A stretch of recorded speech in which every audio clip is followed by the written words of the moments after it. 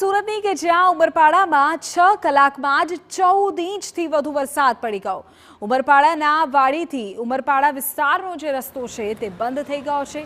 રસ્તા પરથી પસાર થતી નદી પરનો લો લેવલ બ્રિજ ફરી પાણીમાં ગરકાવ થયો છે। અવરજવર માટે રસ્તો બંધ કરાયો છે। મુશળધાર વરસાદથી હવે સ્થાનિક તંત્ર પણ સતર્ક બન્યું છે। ઉમરપાડા મામલતદાર કચેરી ખાતે કંટ્રોલ રૂમ શરૂ કરવામાં આવ્યો છે। અસરગ્રસ્તોને મહત્તમ મદદ મળી રહે તે માટે કંટ્રોલ રૂમ શરૂ કરાયો છે।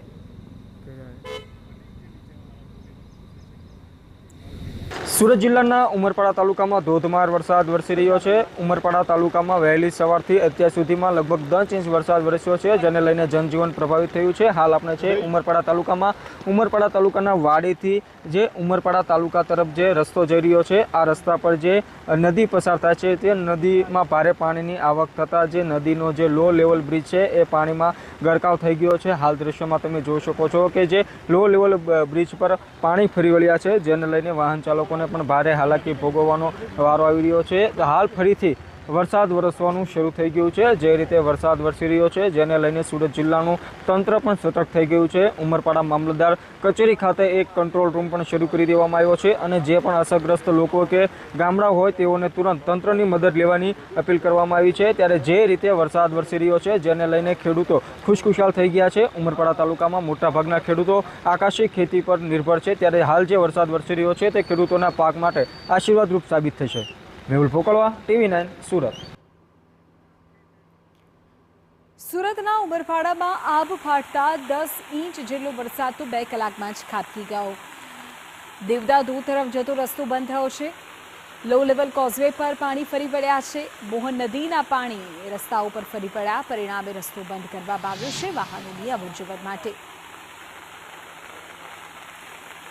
ઉમરપાડામાં આબ ફાટ્યું, 2 કલાકમાં 10 ઇંચ વરસાદ પડી ગયો। અનેક વિસ્તારોમાં વરસાદી પાણીનો ભરાવો થઈ ગયો। અનેક ચેક ડેમ, નદી, નાળાઓમાં ભરપૂર પાણીની આવક થઈ। ઉમરપાડાની મોહન અને વીરા તથા કરજણ નદી અત્યારે 2 કાંઠે વહી રહી છે।